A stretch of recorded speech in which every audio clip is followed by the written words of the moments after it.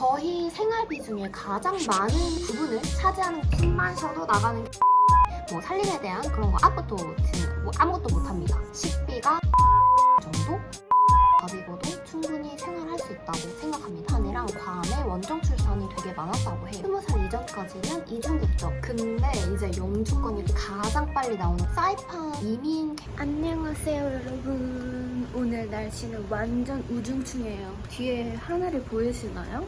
오늘은 제가 사이판 한 달 살면 생활비가 얼마나 나오는지, 한 달 살기를 하면은 관광객 기준으로 얼마나 나오는지에 대해서 한번 얘기해 보겠습니다. 제가 지금 온 지 7개월 정도 됐거든요. 요즘 해외에서 한 달 살기가 유행이잖아요. 사이판에서도 한 달 살기를 하시는 분들이 되게 많더라고요. 경비가 어떻게 되는지 그거에 대해서 한번 사이판 주민의 입장으로 한번 얘기해 보겠습니다. 일단 저는 예전 2년 전 영상에서 사이판 브이로그들이 있거든요. 거기에서 이제 만났던 현지 친구와 결혼을 하게 되어가지고 여기 사이판에 살고 있습니다. 하실 수도 있으시겠지만 유튜브를 안 하는 동안에 굉장히 많은 일들이 있었습니다. 뭐 연애도 하고요, 뭐 한국 일도 정리하고요, 사이판에서 결혼식도 하고요, 한국에서 결혼식도 하고요, 뭐 유튜브 영상을 막 찍고 편집하고 막 그럴 시간이 없었어요. 네, 죄송합니다. 그 결혼에 대한 썰들은 제가 또 나중에 풀어드리도록 하겠습니다. 저희 생활비 중에 가장 많은 부분을 차지하는 건 거주 비용인데요. 저희 부부가 지금 살고 있는 집은 아파트예요. 사이판에서도 아파트가 몇 개 있습니다. 뭐 물론 한국처럼 막 높고 많고 이런 건 아니지만 어쨌든 몇 개가 있어요. 뭐 저희 아파트가 완전 시내에 있다 이런 건 아닌데 사이판 섬 자체가 굉장히 작은 섬이기 때문에 끝에서 끝에까지 한 50분 정도 걸린다고 생각을 해주시면 되시고, 저희는 시내에서 약 20분 정도 떨어진 곳에서 살고 있습니다. 7층짜리 아파트예요. 저희 집은 방 3개가 있고요. 그리고 화장실 2개가 있고 거실, 주방 그렇게 되어 있는데 몇 평이다 이런 거는 솔직히 잘 모르겠어요. 근데 한 40평 정도? 한국으로 따지면은 한 40평 정도 된다고 생각을 해주시면 될 것 같아요. 그리고 가장 중요한 거는 바로 이 오션뷰입니다. 저희는 아파트 베란다를 열고 바로 나가면 이렇게 예쁜 바다를 볼 수 있어요. 사이판이 섬이기 때문에 사방면이 다 바다이지만 이렇게 오션뷰를 볼 수 있는 아파트는 몇 개 없습니다. 그리고 저희가 아파트가 7층인데 7층 중에 저희 집이 7층이거든요. 그래서 가장 예쁜 바다뷰를 볼 수 있습니다. 사이판은 전세가 없어서 월세 아니면 장기 매매거든요. 저희 집은 월세로 살고 있고 지금 이 아파트의 한 달 월세 플러스 수도세를 합한 게 900불 정도 나온다고 생각을 하시면 될 것 같아요. 여기 지금 월세가 859불이거든요. 근데 수도세가 한 35불 이렇게 나가고 있어요. 그래서 대충 900불이다. 이렇게 생각을 해주시면 될 것 같고, 그리고 사실 전기세가 조금 많이 나와요. 왜냐면 여기가 365일 여름이잖아요. 저는 더우면 살 수가 없기 때문에 거의 하루 종일 에어컨을 틀어놓는데 한 300불 정도? 전기세가 한 달에 300불 정도 나온다라고 생각을 해주시면 될 것 같습니다.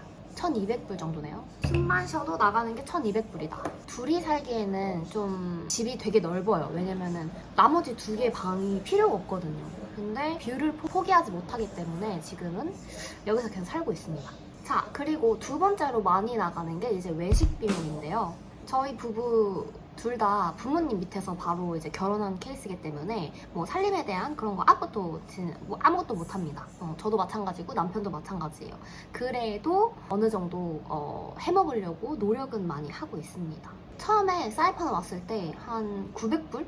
막 이렇게 외식 비용을 한 달에 900불, 막 1000불 이렇게 썼던 것 같아요. 근데 지금은 많이 줄어서 200불에서 300불 안쪽으로 외식 비용을 사용하고 있고, 마트 비용이 한 400불에서 500불 정도 되는 것 같아요. 그래서 총 비용으로 따졌을 때 식비가 한 700불 정도 든다고 생각을 해주시면 될 것 같습니다. 뭐 식비는 충분히 적게 먹으면 적게 들어가고 외식 안 하고 저렴하게 뭐 이렇게 해먹고 하면은 사실 더 줄일 수 있다고 생각을 하는데요. 그래도 저는 맛있는 거 많이 먹는 게 좋은 것 같아요. 700불 정도 든다. 그리고 이제 추가적으로 또 많이 나가는 게 교통비예요. 물론 사이판에서 저희와 같은 케이스가 아니면 교통비가 많이 나갈 리가 없는데, 저희는 이제 관광업을 하고 있고 남편이 관광업을 하고 있고 손님들을 픽업하고 뭐 내려다주고, 그리고 저희가 이제 가는 다이빙 장소가 저기 사이판 저 끝에 있기 때문에 교통비가 굉장히 많이 나가는 편이에요. 그리고 차 자체가 이제 12인승 밴이기 때문에 교통비가 한 달에 600불에서 700불 정도 나갑니다. 이거는 사이판 사는 사람 치고 굉장히 많이 나가는 편이에요. 저희처럼 관광업을 하지 않고 뭐 마트만 가거나 아니면은 뭐 시내 쪽으로 일만 하러 간다 하시면은 그냥 승용차로 가면은 한 달에 100불?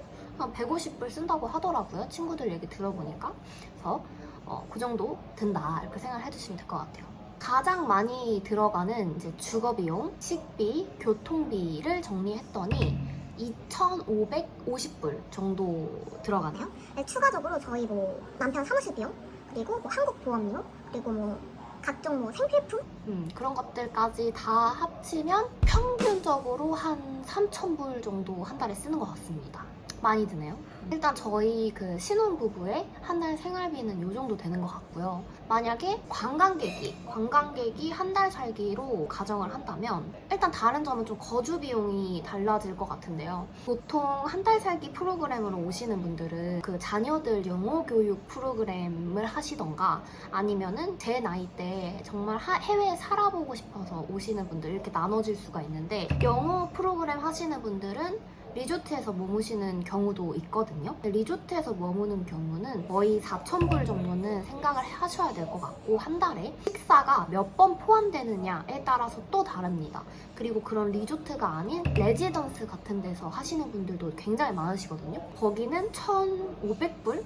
1,800불? 그 정도 생각하셔야 될 것 같아요. 넉넉 잡아서 거주 비용이 한 2,000불 정도 들어간다. 2인 기준입니다. 2인 기준. 2인 기준 2,000불 정도 들어간다 라고 생각을 해주시면 될 것 같아요. 그리고 식비는 저는 솔직히 저희랑 비슷할 것 같아요. 뭐 그 마트에서 뭐 이렇게 해 먹으시는 경우도 많으실 것 같고 그리고 이제 사 먹는 비용도 또 만만치 않거든요, 여기가. 그래서 외식과 마트 둘 다 이용한다면 한 달에 700불 정도 저희랑 똑같이. 그리고 교통비는 아마 거의 안 드실 거예요. 한 달에 100불에서 150불 예상합니다. 왜냐면 사이판 자체가 매우 작기 때문에 30분 안으로 다 갈 수 있어요. 그래서 사이판에서 한 달 살기를 한다 하시면 거주비, 식비, 교통비 이렇게 합치면 2,300불, 여유 경비 500불 정도 잡으면 2,800불 정도의 생활비가 나오지 않을까 싶네요.